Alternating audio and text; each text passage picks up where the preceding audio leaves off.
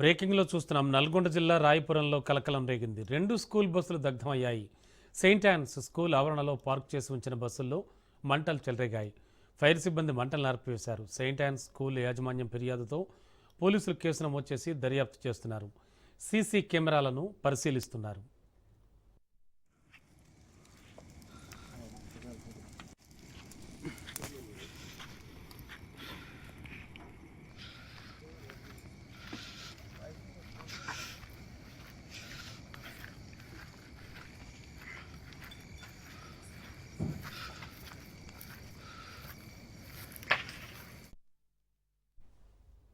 నల్గొండ జిల్లా రాయపురంలో కలకలం రేగింది. 2 స్కూల్ బస్సులు దగ్ధమయ్యాయి. సెయింట్ యాన్ స్కూల్ ఆవరణలో పార్క్ చేసిన బస్సుల్లో మంటలు చెలరేగాయి. మరింత అదనపు సమాచారం ఇదే అంశానికి సంబంధించి మా కరెస్పాండెంట్ పుల్లారావు అందిస్తారు. పుల్లారావు, యాక్చువల్గా జరిగింది ఏమిటి అంటే, స్కూల్ బస్సులు పార్క్ చేసి ఉంచే ప్లేసెస్ కావచ్చు, లేకపోతే స్కూల్కి సంబంధించింది ఏదైనా కూడా సెక్యూరిటీ మెజర్స్ బాగానే తీసుకుంటారు. వాట్ హ్యాపెన్ అంటే యాక్చువల్లీ జరిగింది ఏమిటి, ఏం చెప్తూ ఉంది యాజమాన్యం?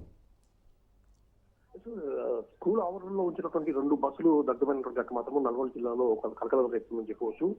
నల్గొండ జిల్లా నక్కకల్ నియోజకవర్గ పరిధిలో ఉన్నటువంటి కేతేపల్లి మండలం రాయపురం గ్రామంలో సెయింట్ యాన్స్ స్కూల్ అని చెప్పేసి క్రిస్టియన్ మైనారిటీ స్కూల్ అనేది ఉండడం జరుగుతుంది. సో ఈ 15 ఎకరాల విస్తీర్ణంలో ఉన్నటువంటి ఈ స్కూల్ కు సంబంధించేసి ఎల్కేజీ నుంచి మొదలు పెడితే ఇంటర్మీడియట్ వరకు ఈ స్కూల్ ఉన్న పరిస్థితి ఉంది. దీనికి సంబంధించి స్కూల్ బస్సులు కూడా దాదాపు 7-8 స్కూల్ బస్సులు కూడా ఈ స్కూల్ సంబంధించి నడుస్తున్నాయి. దాదాపు 400 నుంచి 500 మంది విద్యార్థులు ఈ స్కూల్లో విద్యనపిస్తారు.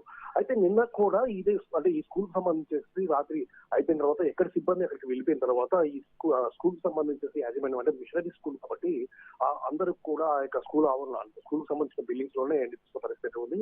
రాత్రి సమయంలో 10-10:30 సమయంలో ఒక్కసారిగా ఒక పేలుడు సౌండ్ వచ్చే వరకు ఏంటా సౌండ్ అని చెప్పేసి స్కూల్ ప్రిన్సిపాల్ కూడా ఆ బిల్డింగ్ నుంచి బయటకు చూసే వరకు బస్సులు తగలబడుతున్న విషయాన్ని వాళ్ళు గుర్తించిన పరిస్థితి ఉంది. వెంటనే ఆ యొక్క ఆవరణకు చేరుకున్నారు.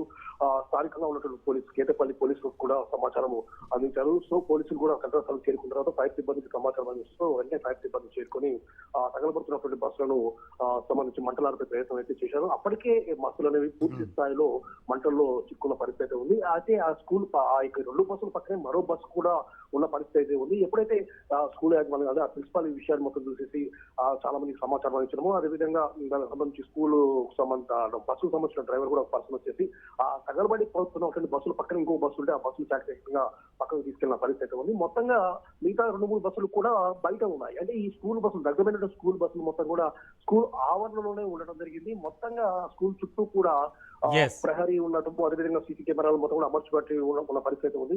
సో ఈ విధంగా ఉన్న తర్వాత ఏ విధంగా తగలబెట్టారు అంటే సంబంధించి ఏమైనా గొడవలు ఉన్నాయంటే కూడా ఏం లేవని చెప్పి కూడా స్కూల్ యాజమాన్యం చెప్పిన పరిస్థితి ఉంది. పోలీసులు ఈ విషయంపై కేసు నమోదు చేసుకుని దర్యాప్తు చేస్తున్నారు. Thank you Pullarao.